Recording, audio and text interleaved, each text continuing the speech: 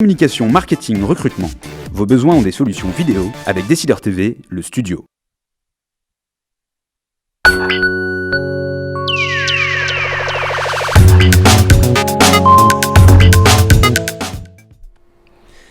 La tribune des décideurs, chaque lundi en compagnie d'un décideur de l'économie de notre pays. Nous sommes, vous en avez l'habitude, en compagnie d'Éric Walter, le directeur de la rédaction de la tribune. Bonjour Éric. Bonjour. Et aujourd'hui, nous avons le plaisir de recevoir Didier Le Ménestrel, cofondateur de Financière de l'Échiquier. Bonjour. Bonjour Thomas. Pour être complètement transparent, il faut qu'on précise que Didier Le Ménestrel fait confiance à Décideur TV et est un actionnaire également de cette petite entreprise. Et on le remercie chaleureusement. Voilà, comme ça, tout est sur la table. On va parler ensemble, bien sûr, d'une actualité riche que vous pouvez commenter en direct. On répondra à vos questions au fur et à mesure de leur arrivée.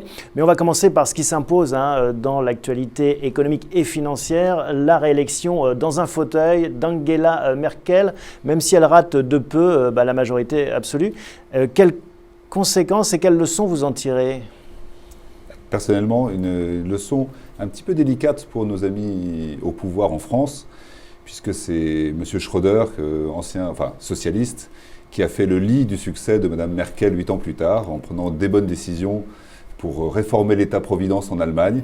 Et j'espère que les socialistes ne le liront pas comme ça, parce qu'il est temps de faire de bonnes choses en France. Donc c'est la réélection de Gerhard Schröder, en fait, à titre posthume. En fait, c'est peut-être ça qui leur fait peur, de se dire que voilà, il faut que quelqu'un se sacrifie pour faire le job. Voilà, Mme Merkel a hérité d'une situation qui s'est bien remise en place. Et c'est vrai qu'aujourd'hui, normal, le succès économique fait le succès politique. C'est une bonne leçon, ça. Et la lecture financière sur les marchés financiers, donc ça veut dire qu'on a une zone euro qui va sans doute rassurer un peu plus. À court terme, garder le même décideur, c'est de toute façon très bon, parce que l'incertitude, c'est toujours, on sait qui en a, on ne sait pas qui en aura. Manifestement, les anti-euros n'ont pas eu la parole, donc on peut largement imaginer que ce qui se met en place petit à petit, c'est-à-dire l'union bancaire, va continuer et va réaccélérer, puisqu'elle est en panne depuis 6 mois, en attendant ces élections allemandes. Sur quand même le bilan d'Angela Merkel, c'est vrai que le bilan économique est en tout cas en chiffres plutôt bon. En revanche, même dans sa propre majorité en Allemagne, on lui a reproché une sorte d'hésitation sur certains sujets, notamment européens, au moment de la crise financière. Est-ce que maintenant qu'elle est réélue pour 4 ans, est-ce que vous pensez que ça peut changer la conduite de la politique européenne, notamment vis-à-vis d'un certain nombre de pays du Sud ? Je ne cache pas qu'elle m'a plutôt étonné à l'époque. Je l'ai trouvée très mauvaise au début de la crise. Je trouve que ses réponses ont été mauvaises. C'est ce qui a créé finalement la crise de l'euro. Alors je pense qu'elle ne peut être que meilleure parce qu'il y a M. Draghi finalement qui a pris la main. Tout le sujet aujourd'hui, c'est est-ce qu'on va laisser plus de place à la BCE ? Et au fond, elle a prouvé... Moi, je ne connaissais pas Mme Merkel, parce qu'en politique, je ne connais pas grand-chose, donc je lis. Et manifestement, elle est surtout très fine pour arriver à être réélue et à ne choquer personne. Maintenant que c'est fait, on peut imaginer que l'équation qui s'est mise en place avec une banque centrale européenne très forte et qui a gagné en crédibilité et avec un pouvoir politique donc fort et établi font que dans les quelques années, la banque centrale va avoir encore plus de poids. Et donc, je reviens à cette union bancaire qui finalement va s'imposer aux politiques sur le plan économique. Dont les Allemands ne veulent pas tous. Ils ont en plus un problème avec leurs banques dans les lenders qui ne veulent absolument pas participer à cette union bancaire. C'est pas gagné. C'est pas gagné, mais ça va se faire petit à petit. Il n'y a pas d'autre solution pour sauver l'euro et je crois que le message est clair, l'euro est sauvé et c'est la Banque centrale qui l'a sauvé, c'est pas le pouvoir politique. Alors à propos de Banque centrale, il y a une décision qui a surpris le microcosme financier. C'est la décision de Ben Bernanke de continuer à irriguer les marchés avec des rachats d'actifs et de continuer à déverser 85 milliards de dollars par mois. J'imagine que vous étiez surpris aussi ? J'étais surpris parce que les commentateurs disaient tous qu'il allait limiter. Oui, on avait anticipé à un point. Ma capacité, moi, à anticiper ce genre de mouvement, j'ai juste une capacité à synthétiser ce qui se dit. Et donc la surprise, elle a été pour tous les sachants qui avaient imaginé que le montant de 85 milliards allait diminuer. Mais fondamentalement, ça n'a rien changé. Ce montant de 85 milliards, il va s'arrêter. Le tout, c'est quand ? Donc c'est uniquement le rythme de respiration des marchés qui a été surpris. C'est plutôt une bonne surprise pour la liquidité disponible dans les marchés. Fondamentalement, il faut juste vérifier qu'ils ne fassent pas le coup de trop pour que les scénarios catastrophes possibles, qui sont énormément d'inflation, pas de besoin de l'économie, ça ne soit pas une erreur. 10 000 milliards, hein, je crois, de liquidités déversées par les banques centrales mondiales en 5 ans. Oui, avec une disparition équivalente dans l'économie réelle. Donc pour l'instant, alors nous, notre analyse qui est assez simple, c'est il fallait le faire. Ne soyons pas inquiets de l'explosion des bilans des banques centrales. En revanche, la prochaine étape, qui est une étape nouvelle, puisque ça restera dans les livres d'histoire, est à faire, elle est encore à faire, et c'est pour bientôt. Alors là, ne nous trompons pas, 2014, c'est resserrement du crédit à travers la planète. Donc il est temps aujourd'hui de se préoccuper de ce resserrement des liquidités, et donc sur les émergents, faire un petit peu attention. Si on lit un peu en creux la décision de la Banque centrale, c'est aussi quand même la reconnaissance du fait que l'économie américaine n'est pas dans un si bon état que ça, qu'il y a des problèmes structurels qui sont loin d'être résolus, et que ce qui n'est pas forcément très rassurant pour les business d'ailleurs dont vous vous occupez. Ouais, écoutez, ils sont sous fiscal cliff, c'est-à-dire qu'ils sont en restriction fiscale, ils croissent de 2,5% par an, grosso modo, avec une création d'emplois qui est autour de 200 000. L'économie va bien, mais elle n'accélère pas. Et alors ça, c'est un très bon signe, parce que le risque inflationniste n'est pas là. Alors pour l'instant, en tout cas, il semblerait qu'en pilotage tactique, ce soit plutôt une bonne décision, mais là où ça n'est pas une lecture négative, parce que forcément, dans quelques mois, on va mettre moins d'argent, et là, on va se retrouver face à ce biais qui est chacun est-il capable de reprendre le risque et accepter le risque sans avoir une banque centrale qui lui tient la main. Et c'est vraiment pour 2014 tout ça. Donc ce n'est pas l'économie américaine qui a un problème, c'est plutôt le fait que l'économie mondiale ne va pas très vite. C'est plutôt pas mal, moi je trouve. Question de Bruno, que va-t-il se passer si la Fed revient en arrière? Quels sont les risques pour le marché? Donc si la Fed, en fait, commence à serrer le robinet... Oui, il y a le risque du crack. Ouais, tout le monde nous c'est le côté 95. nous menaçait. Moi, je trouve ça il est écarté là. Ouais. Il est écarté en tout cas pour les quelques semaines. Vous savez, le temps des marchés n'est pas forcément le temps des entreprises. Donc là, aujourd'hui, le resserrement, il est devant nous. Et ce qui est très très bien, je trouve, c'est le test qui a été mené cet été pour savoir, allez, je vous dis que je vais resserrer, qu'est-ce qui se passe? Qu'est-ce qui s'est passé? La pontification de la courbe des taux s'est très bien faite, très rapidement, plus de 100 points de base d'écart en 2 mois. Ça pourrait être de l'ordre du crack, puisqu'on était à 100 points, on a doublé les taux. On est tellement bas, on est dans une période qui est tellement excessive à l'inverse que pour l'instant, ça n'est pas un risque. Qu'est-ce qui va se passer? Réélargissement des spreads de taux partout à travers la planète, liquidités qui vont sortir des pays émergents, mais tout ça est normal. Ce qui est anormal, c'est la période de 5 ans qu'on vient de vivre. Donc ça va se faire, et moi j'ai l'impression que c'est en bon ordre. L'exemple de l'été est excellent. Il faut remettre de la volatilité dans les marchés, il faut remettre de l'anticipation de rémunération du risque, il faut remettre du risque dans les marchés. Franchement, le VIX, le VIX qui est une mesure de la volatilité des marchés à ces niveaux-là, ça n'est pas tenable dans la durée. Jean demande, votre directeur de la gestion collective a affirmé récemment, en termes d'allocation, la zone... J'en suis bien. En termes d'allocation, la zone euro garde pour l'instant notre préférence. Est-ce que c'est toujours le cas? Est-ce que vous préférez toujours la zone euro en termes d'allocation? Oui, essentiellement pour ce rééquilibrage des flux et des niveaux de valorisation. L'Amérique est très chère. Vraiment, le winner takes it all, c'est l'américain. Les marchés émergents ont été largement favorisés par des flux exceptionnels depuis 5 ans, parce que tous les flux, entre autres européens, quand on regarde les stats, c'est formidable, sont allés vers les actions émergentes, les obligations émergentes, les obligations générales. L'Europe est bien sûr le parent pauvre à juste titre, puisque l'Europe a eu la double condamnation à la fois de la crise et après de l'euro. Le prix des actifs reste globalement peu cher, même s'il y a une classe d'actifs qui est beaucoup trop élevée, c'est la croissance visible, attention à cette partie-là. Mais tout le reste des actifs en Europe est pas très bien valorisé par rapport à des taux qui vont rester durablement bas et une économie qui va... on continue à reprendre du risque et à rester sur les échos. Bon, c'est votre métier aussi de vendre les actions. On achète des actions européennes à fond. Voilà, on ne se pose pas trop de questions, mais c'est très tactique, c'est-à-dire que c'est une fenêtre qu'il est important de prendre, qui va jusqu'à la fin d'année, début d'année prochaine. On va voir et après, il serait trop tard. Après, comme toujours, ce qui est important, c'est qu'il y a la macroéconomie qui nous a envahis et qui a limité notre champ de réflexion depuis 5 ans, depuis la grande crise. Et après, il faudra revenir à l'entreprise. Alors moi, tout mon thème pour 2014, c'est stock picking, ce qui est un jargon pour dire choix d'une valeur par rapport aux autres. Et il me semble évident que dans le choix de valeurs, aller choisir des valeurs très sous-évaluées, il n'y a qu'en Europe. Et les bons modèles de croissance, en revanche, ils seront américains, ils seront mondiaux. Là, le champ des possibles est infini. Alors, ce qui nous amène au PEA-PME, parce que finalement, c'est intéressant ce positionnement. C'est vrai que les grands groupes français cotés profitent de la croissance mondiale. Les PME ont peut-être moins accès à ces poches de croissance et c'est peut-être plus difficile. Et vous êtes un turiféraire de ces PME. Donc, il y a cette nouvelle disposition qui vient d'être passée par le gouvernement, PEA-PME. Comment ça va fonctionner concrètement? Est-ce que vous avez lancé vous-même un nouveau fonds consacré à ça? Oui, alors nous allons militer pour cette nouvelle enveloppe, qui est une nouvelle enveloppe, mais pour des produits qui existent déjà. C'est-à-dire qu'acheter des actions d'entreprise, alors maintenant c'est PME, ETI, c'est moins de 5000 personnes, 1,5 milliard de chiffre d'affaires, donc c'est quand même un univers très très large. Vous pouvez le faire, vous pouvez déjà le faire dans votre PEA ou dans votre compte normal. Le fait est de mettre un point de mise en évidence sur ce thème-là, c'est excellent. C'est excellent pour notre métier, puis c'est excellent pour rappeler que le risque peut être rémunéré. Et tout ce qu'on nous souhaite, c'est que ceux qui vont commencer maintenant auront de très bons rendements. Ce qui est à peu près sûr, c'est que sur 8 ans, de toute façon, l'investissement en actions, quand il est bien fait, il a peu d'équivalent.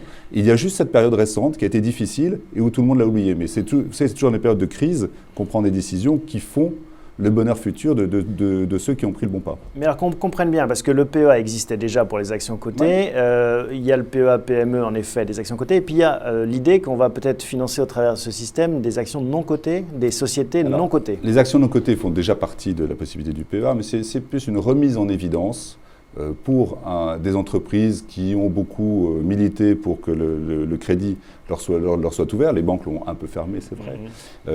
Ça va donc être un outil à côté de l'ancien PEA qui existe depuis maintenant 1988, 7, ou un truc comme ça.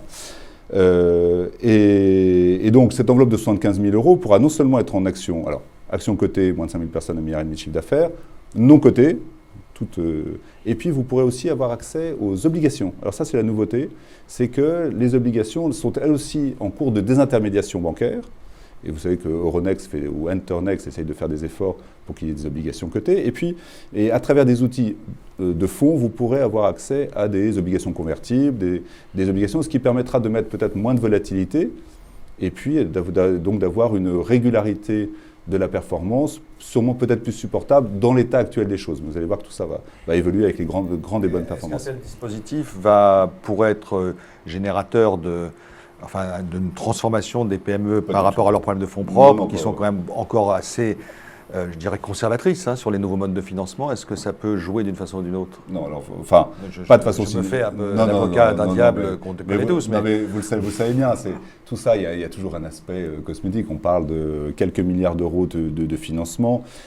Ce qui est important, en revanche, moi je trouve, je le prends de l'autre côté, c'est pas tant pour les entreprises que de rappeler à chacun que chacun est maître de sa décision pour générer ses revenus futurs, sa retraite future. Et là c'est très important qu'un État mené par une équipe qui a dit que la finance était quand même le diable, en tout cas que cet État-là dise finalement j'ai besoin de vous pour financer mon économie, donc j'ai besoin de vous pour mon avenir, et finalement réfléchissez à votre avenir vous en étant autonome et en faisant de bons choix. Je vous les favorise un petit peu. Enfin, c'est un caractère avant tout psychologique, médiatique. Ce n'est pas les 4 milliards qui vont changer l'économie des ETI et PME. Mais, en tout cas, pourquoi ne pas le faire? Finalement, c'est plutôt dans ce sens. Et alors, en creux, à nouveau, on continue à entretenir des niches fiscales, finalement, qu'on a combattues par ailleurs. Et vous mentionnez les retraites. Est-ce que vous pensez qu'en effet, on y va inéluctablement parce qu'il y a ce dossier de réforme des retraites qu'on a du mal à réformer de façon drastique? Oui, ce qu'on a du mal à réformer, c'est surtout le postulat de l'après-guerre sur la communauté aide chacun, et finalement chacun aura, grâce à la communauté, un meilleur avenir. Ce qui était un postulat qui était très, très vrai, et qui était fondamental à mettre en place. Et tout comme M. Schröder à l'époque s'est dit finalement en Allemagne, l'Allemagne ne va pas très bien, il faut que je prenne des mesures pour baisser mes coûts salariaux et laisser les entreprises transformer leur modèle économique, nous en France, il est temps de se dire que l'État a un petit peu de mal avec son budget. Enfin, c'est un euphémisme, mais vraiment je ne veux pas du tout faire de politique ici, mais il a du mal avec son budget dans tous les sens, dans tous les systèmes d'aide, que ce soit la sécurité sociale, le chômage et les engagements de retraite sont énormes. On parle de ceux des fonctionnaires, mais enfin, les engagements de retraite, en règle générale, sont très importants. Et voilà un biais, et là, moi, je milite beaucoup pour ça, pour que chaque Français, qui le sait, si vous faites un sondage, tout le monde sait que la retraite mutualisée, c'est un système qui n'aura pas beaucoup de... En tout cas, qui ne permettra pas à chacun de vivre selon ses besoins. Donc vous militez, comme beaucoup de vos petits camarades, pour la capitalisation. Voilà, pour une retraite par capitalisation qui se mette en place. Je ne demande même pas un modèle anglo-saxon, mais que petit à petit, à travers par exemple un truc comme le PEA ou le PEA-PME, on se dise mais finalement, et si chacun s'occupait de sa retraite, et si on mettait un cadre pour que chacun s'occupe de sa retraite, en son âme et conscience, et avec ses risques. Une loi Madelin pour tout le monde. Oui, très bien, voilà, c'est une très très bonne idée. Une question, les Français sont-ils trop prudents en termes d'investissement? Que conseillez-vous en termes de placement de l'épargne? C'est vrai qu'on a l'image d'un pays de paysans qui aime bien des placements sûrs, le livret A le prouve, l'assurance vie aussi, le placement action est très décrié, le nombre d'actionnaires individuels n'a cessé de décroître. Tous les pays européens sont averses au risque, mais continentaux européens, il y a une raison très simple qui est historique, c'est que les guerres ont régulièrement spolier et détruire toute la valeur, et investir en actions n'a jamais eu beaucoup de sens parce qu'il n'y a jamais eu d'épargne disponible assez longtemps pour prouver que l'investissement en actions sur longue durée pouvait faire la fortune de l'épargnant. Et les pays anglo-saxons, eux, n'ont pas eu ce problème. Anglais, américains, tout ça, ils ont une culture financière qui est excellente, ne serait-ce que par cette absence de guerre. Donc, l'aversion au risque, elle est européenne. Les guerres détruisent des appartements aussi, pourtant on investit dans l'immobilier en France. Ouais, mais il reste toujours le droit au foncier. Vous savez, vous avez toujours un petit morceau de toit, vous avez toujours la cassette, vous avez toujours un peu d'or, enfin, vous avez toutes ces choses-là qui ne rapportent pas, mais qui sont disponibles. Et en fait,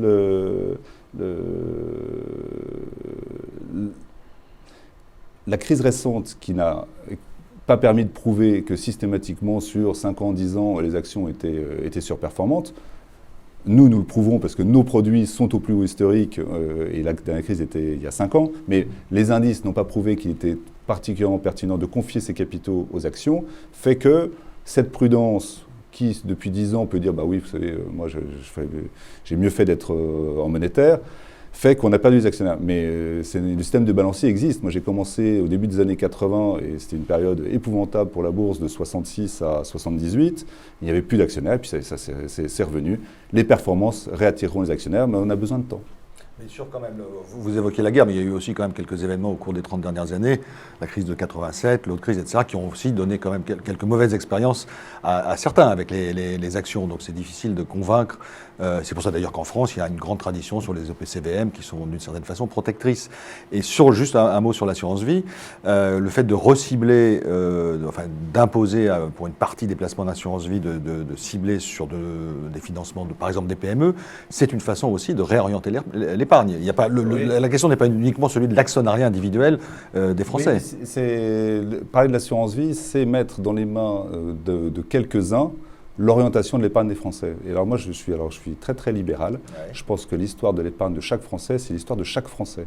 Et que faire passer à travers le filtre de l'assurance vie, c'est en fait orienté. Il y a des raisons politiques, il y a des raisons aussi objectives. Il faut financer l'État. Oui. Et moi, je suis pour que chaque Français prenne sa décision et augmente son niveau de culture économique pour pouvoir décider, je veux faire de l'immobilier, je veux faire des actions, je veux faire des obligations, quitte à prendre ses risques, mais que l'État sorte de cette réflexion-là et que chacun soit maître de son destin. Et alors comment vous résolvez le problème de financement des PME, qui n'ont beaucoup moins de visibilité naturelle qu'une grande entreprise? Le financement des PME, ça passe par des réussites de PME, par de la connaissance économique, et puis par la connaissance qu'il y a des PME qui demandent des capitaux et qui sont performantes. Ça, typiquement, c'est formidable parce qu'Internet est là pour ça, et vous allez voir que le développement du crowdfunding, le développement des places nouvelles, moi je suis aussi actionnaire de ce qui s'appelle Alternativa, feront que petit à petit, cette diffusion du savoir et de la communication peut se faire. Encore faut-il que l'environnement politique laisse faire les choses. Et c'est vrai qu'aujourd'hui, nos amis assureurs ont une capacité ou une tendance à capturer tout nouveau système d'épargne, ce qui est vraiment dommage. C'est dommage ne serait-ce que pour le dynamisme de la place. La place de Paris, franchement, est en déshérence pour l'instant. Alors, on ne pouvait pas faire sans, des questions de fiscalité également. Marine demande, la loi de finances pour 2013 a considérablement modifié les modalités d'imposition de nos revenus mobiliers. Ouais. C'est le moins qu'on puisse dire. De ce fait... Revenus et plus-values. Oui, de ce fait, est-ce que c'est un investissement toujours aussi intéressant? Alors là, je vais faire pour ma paroisse, c'est très très bien d'investir en OPCVM et de les garder longtemps. Donc venez dans les bonnes maisons. Oui, malgré la fiscalité qui a tendance la fiscalité sur les devenir plus OPCVM, sévère. non, à partir du moment où vous les gardez plus de 2 ans, ça va redevenir à l'aise. Alors si vous les gardez plus de 8 ans, je crois, j'ai vu le dernier projet, ça sera formidable, vous serez quasi exonéré.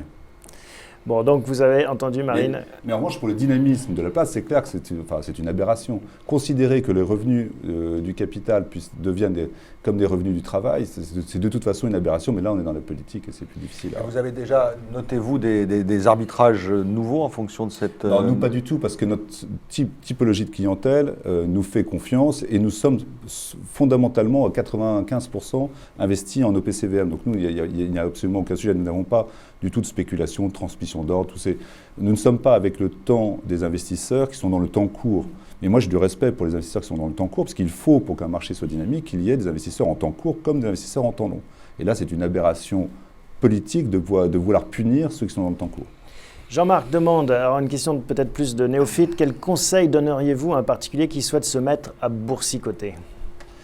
Alors à boursicoter, c'est que, alors s'il veut vraiment acheter titre par titre, c'est dommage pour lui, c'est vrai qu'il n'est pas au bon endroit en France, non mais chez nous, bien sûr, mais en France, mais si, parce que les plus-values, s'il gagne déjà bien sa vie, être fiscalisé à plus de 60%, c'est vraiment nul, quoi. Ça n'a vraiment aucun intérêt. Non, mais le meilleur conseil, le véritable meilleur conseil, c'est de ne pas regarder les marchés, mais de s'intéresser aux sous-jacents, c'est à quelle entreprise je m'adresse. Et c'est vrai d'ouvrir les yeux quand on a un bon site internet, se dire tiens, est-ce que c'est coté, lorsqu'on découvre un nouveau mode de distribution, quand on est client soi-même peut-être d'un service ou d'un produit. C'est Peter Lynch qui était un grand gérant de Fidelity qui racontait toujours qu'il trouvait ses idées grâce à sa femme qui lui racontait que telle affaire était très bien. Vous évoquiez tout à l'heure le crowdfunding. Est-ce que ça collectif, le financement collectif, est-ce que ça vous semble être... C'est vrai qu'on a parlé d'abord d'un gadget, ensuite un truc sympathique, ensuite un truc quasiment caritatif. On voit bien que là, on est en train de bouger. Est-ce que vous pensez que c'est une façon justement de générer une sorte d'empathie et donc de meilleure connaissance du business pour les Français qui ne sont pas habitués à ça? Oui, c'est-à-dire que ça a toutes les qualités modernes de pouvoir désintermédier la relation entre l'investisseur et l'entreprise. Et là où il faut mettre un tout petit peu de garde-fou, il faut que l'information donnée par l'entreprise soit de très bonne qualité et que l'investisseur qui a envie de s'y intéresser ait la connaissance nécessaire pour pouvoir bien la traiter. Mais ça va aller très très vite. Donc je crois que c'est inéluctable. Bien sûr, sur l'empathie, quand vous êtes investisseur dans une entreprise en direct, vous l'accaparez. Si un jour vous achetez des titres Peugeot, vous verrez que les Peugeot sont plus belles que les Renault. Enfin, c'est très très classique. Et la désintermédiation, on le vit tous dans les médias, dans la banque, dans la distribution textile. Et pourquoi pas la finance et l'investissement. Et c'est en cours. Enfin, les futurs grands succès seront de cet ordre-là. On n'entend pas beaucoup l'autorité des marchés financiers qui régule le monde de la finance traditionnelle sur ces questions qui relèvent quand même de l'appel public à l'épargne, non ? Oui. Il n'y a pas une contradiction là quand même dans ce silence c'est-à-dire que c'est tout nouveau. On est entre le capital investissement et oui, tout ça. On est un peu dans la partie grise, mais dès que ça va se développer, vous verrez que l'autorité sera là. Elle y est déjà un peu. Alors, j'ai pas en tête exactement ce qu'elle a rappelé, mais je sais qu'elle a déjà regardé un petit peu dessus. Pour l'instant, je crois qu'elle est plus occupée par l'évolution de la réglementation européenne, qui est quelque chose d'absolument très très complexe pour une autorité. Une autre question d'un internaute. Vous dites vous appuyez sur la stratégie de l'entreprise plutôt que le cours boursier. Que pensez-vous de la transparence des entreprises? Que préconisez-vous? Est-ce que, en effet, c'est une vraie question légitime, on a, quand on est extérieur à l'entreprise, toutes les bonnes infos et suffisamment d'infos? Est-ce que la transparence financière des entreprises a progressé? Oui, énormément.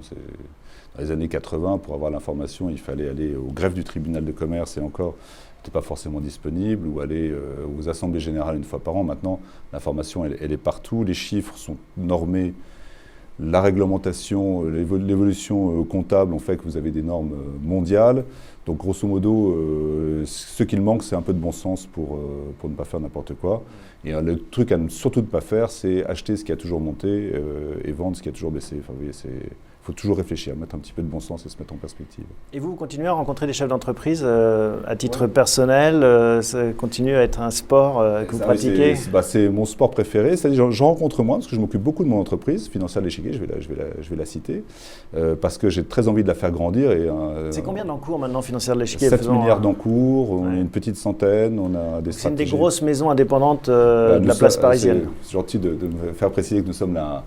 Le deuxième indépendant, ou à peu près, troisième indépendant quand même, il y en a un qui vient à l'esprit tout de suite. Sur le podium. Sur le podium, mais nous restons des petites entreprises à l'échelle de l'épargne, 7 milliards d'encours. L'épargne européenne en OPCVM, ça doit être de l'ordre de 6 500 milliards. Donc, vous voyez, on reste un tout petit acteur, qui a envie de grandir. Donc, moi, mon job est surtout de faire grandir l'entreprise, et c'est à ce titre que je rencontre les entreprises, non pas pour y investir, mais pour échanger avec des chefs d'entreprise qui ont mis en place des stratégies qui peuvent nous intéresser ou dans lesquelles on pourrait tirer des enseignements. J'ai toujours fait ça, mais avant, je le faisais vraiment en m'identifiant, et là, je le fais en m'identifiant et en agissant. Et vous trouvez qu'il y a un changement de sociologie de ces chefs d'entreprise, je ne sais pas, un rajeunissement, une féminisation, une internationalisation, que sais-je, d'autres... Féminisation, non, rajeunissement... en fait, pas vraiment. Écoutez, c'est toujours les grandes écoles. Il y a juste, il y a l'arrivée de M. Niel qui révolutionne, mais il n'y a pas beaucoup de M. Niel. Non, c'est assez classique. Ouais. Ça reste assez classique comme format. Il vaut mieux avoir fait HEC Polytechnique et l'ENA pour être chef de grande entreprise. Alors dans les petites entreprises, en revanche, vous avez toujours le panel des entrepreneurs, mais aujourd'hui, c'est un panel qui ne se renouvelle pas parce que la bourse française n'a aucun intérêt. C'est-à-dire qu'un entrepreneur n'a absolument aucun intérêt à venir se coter en bourse, et c'est sûrement une des questions qui se poseront, mais ça, c'est des questions habituelles en bas de cycle. Est-ce que vous avez le sentiment qu'il y a une évolution du côté des investisseurs, là je ne parle pas des particuliers, à l'égard de tout ce qui est innovant? Alors on a beaucoup parlé ces derniers mois des startups, du numérique, etc. Mais on sentait quand même qu'il y avait une sorte de conservatisme dans les investissements, donc le capital développement, etc. en France. Est-ce que ça est en train de bouger? Mettons de côté pour une fois les questions fiscales. Par rapport à la culture anglo-saxonne que vous évoquiez tout à l'heure. Vous avez complètement raison. Alors, il faudrait oublier la question fiscale, mais il est clair que le capital investissement est en panne à cause de ça. Donc, c'est un petit peu délicat. Oui, mais même quand les questions fiscales étaient, disons, moins lourdes que ce n'est le cas aujourd'hui, en tout cas, je supposais moins lourdes, ça était à peu près pareil. Donc, on voit bien quand même qu'il y a une tradition assez conservatrice des investisseurs à l'égard de ce monde nouveau, pour dire les choses assez simplement. Eh bien, écoutez, aujourd'hui, en tout cas, je vais faire une réponse, mais qui n'est pas tout à fait, qui ne répondra pas complètement à votre question, mais les darlings, enfin vraiment les most wanted companies en Europe, ce sont tous les modèles de distribution Internet qui sont valorisés de façon stratosphérique. Donc, les investisseurs ont bien compris que le numérique avait changé l'économie, ou était en train de changer l'économie. L'effet Amazon joue à plein sur tous les modèles distribués par Internet. Alors sur les capital développement, là il y a une introduction qui vient d'avoir lieu, je m'oublie toujours son nom, c'est Criteo, là, mais qu'on met en exergue. Moi, vraiment, je crois que la techno reste un vecteur extraordinaire pour les investisseurs aguerris. Et on ne les voit pas bien en France parce que c'est vrai que ils sont pas beaucoup. Enfin, aujourd'hui, c'est pas très politiquement correct que d'être là en train d'être un business angel, en train de faire une fortune sur un petit truc. Quoi. Vous voyez bien que l'ambiance est quand même beaucoup alourdie depuis 2012. Eh bien voilà, c'était la tribune des décideurs de Didier Le Ménestrel. Merci à vous deux, merci. À vous tous qui nous avez suivis et qui avez participé. Et puis on se retrouve la semaine prochaine, même endroit, même heure, pour un nouvel épisode de la tribune des décideurs.